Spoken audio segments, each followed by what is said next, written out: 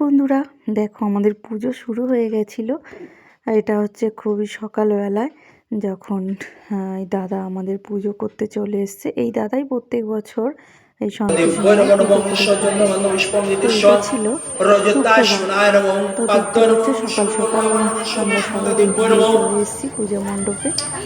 বলেছিলাম যে এটা আমাদের বাড়ির সামনেই। তো এই যে দেখো অনেক ভক্তরা সব এসছে, পুজো হচ্ছে। আর এদিকে দেখো, এদিকে যেসব সন্তোষী মায়ের ভক্তরা এমনকি আরও অন্যান্য লোকেরা এসছে, সবাই জন্য এখানে খিচুড়ি ভোগ তৈরি হচ্ছে। ভোগের খিচুড়ি না, এটা বাইরের খিচুড়ি।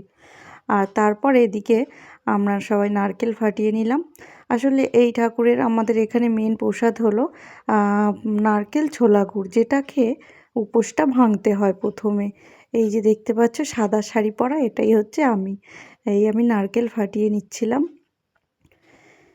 একে একে অনেকেই নারকেল সবার ফাটানো হয়ে গেছে। এই নারকেলটাই হচ্ছে মেন প্রসাদ।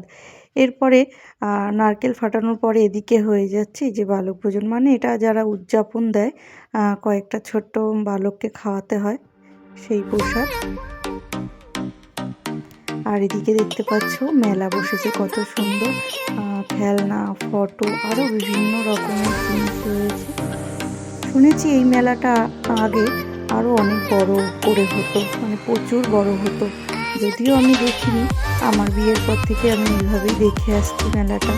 আস্তে আস্তে নাকি অনেকটাই ছোট হয়ে গেছে। তো এইভাবেই কেটে গেল। এরপরে সন্ধেবেলায় দেখতে পাচ্ছ কেউ নেই, একটু পরেই সবাই চলে আসবে, কারণ আরতি শুরু হয়ে যাবে, সন্ধ্যা আরতি।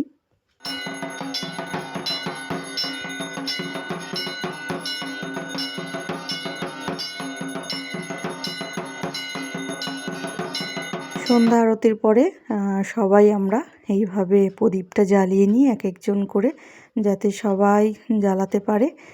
তো চলো, কেমন লাগলো ভিডিওটা অবশ্যই জানিও। সবাই ভালো থেকো।